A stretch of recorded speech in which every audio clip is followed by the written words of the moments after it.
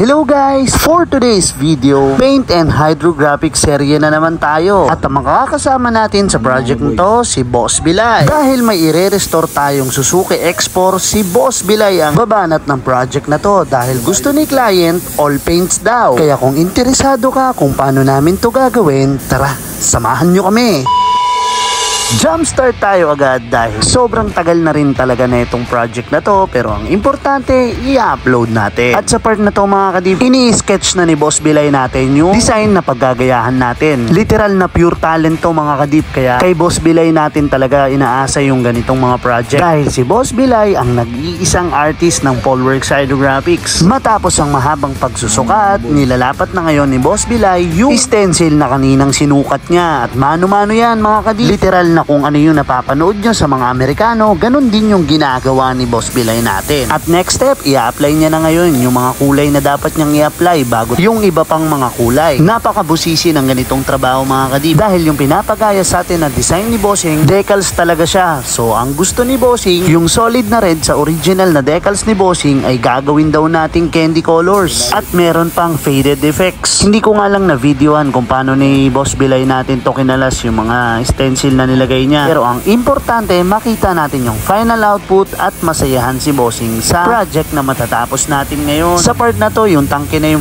final color ni Boss Bilay natin mga kadib. Pagkatapos niyan, tatanggalin niya na yung stencil niyan mano-mano. Tapos, final clear coat na natin yan mamaya. Pasensya na talaga mga kadib ha, hindi ko talaga na videohan yung part ng stencil na nilagay niya. At sa part na to mga kadib, ina-apply na natin yung solid clear natin. That time, ang gamit ko pa siguro nito, Chromax pa. Kaya medyo matagal na talaga tong project na to. Ayun lang nakakapagsingit ng oras para makapag-edit kasi sobrang daming walk-ins talaga everyday. At natapos na yung project natin at ito na yung kinalabasan niya mga kadib. Mamaya-maya lang interviewin na natin si client natin at hanggang ilalim nga pala pininturahan natin para mas presentable. Check na natin yung final output. Check up na natapos din sa wakas, boss. Check up na ni Bossing oh. Taga saan ka uli, boss? Taga Pampanga. Layo. Ito oh. Ano lang sir? Ay, ito pala oh. Ay, yung iba, ayun, yung mga silver daw. Tama ba yung kulay, sir? Oo, yung mga tangga sir. Boss, nahawakan mo na yung tangke mo. Ano masasabi mo, boss? Maganda, bossing, maganda. Sulit. May ilang buwan na paghihintay mo. Oo. Medyo mahirap talaga pag restore eh. Kasi madaming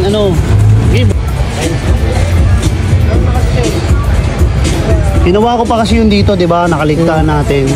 Nawala rin sa So all paint 'yan, yung lahat oh. Sige sir. Right. Nakano pa rin yung video. Oh. Okay.